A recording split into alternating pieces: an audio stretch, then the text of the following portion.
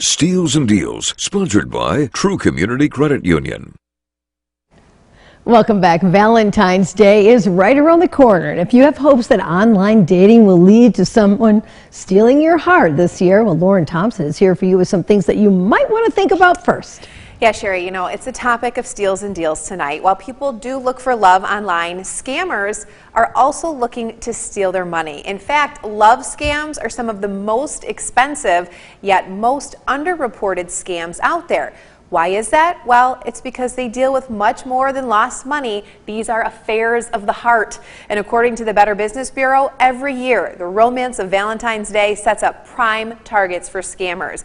But while these do often go unreported, when people do come forward and share their stories, it can help many others. And recently, one woman in West Michigan did just that. She's sharing her story after she lost nearly $150,000 to a love scam. So according to the BBB, the woman fell in love with a man who she thought was overseas starting a new business, and she got caught up in her feelings for him and handed over her money. She thought she was supporting their future success. And then the greatest part of the whole story happens where he's able to come home if only he can have her buy that plane ticket for him, you know, because his money's all tied up in investments. So she gets that plane ticket for him and goes to the airport and waits for him for like 24 hours. And then he never shows up. And when she gets home, she realizes her bank accounts have been wiped out. He's taken over $100,000 from her. And now he's gone. So love clearly was not the case there, but we've all heard the stories of real-life couples who have met and fallen in love online. It does happen. So how do you know if your relationship is the real deal?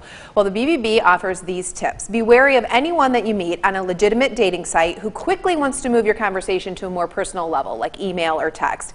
If the person tells you they love you right away, well, that's also a sign. And if they can't or won't meet you in person, there's another red flag. And if their grammar or spelling just doesn't seem to be on pair, or if they tell you these hard luck stories about having a sick relative or losing their home, they're likely just setting you up to be willing to help them out later. And Sherry, we know our hearts, though, can convince our minds to do things that we normally wouldn't, or to trust a little too much. So another good tip from the BBB, I like this one, is if you do have an online relationship, talk about it openly with a friend or a family member to get their take on it, because sometimes they might have the perspective to just save you from making a major financial mistake.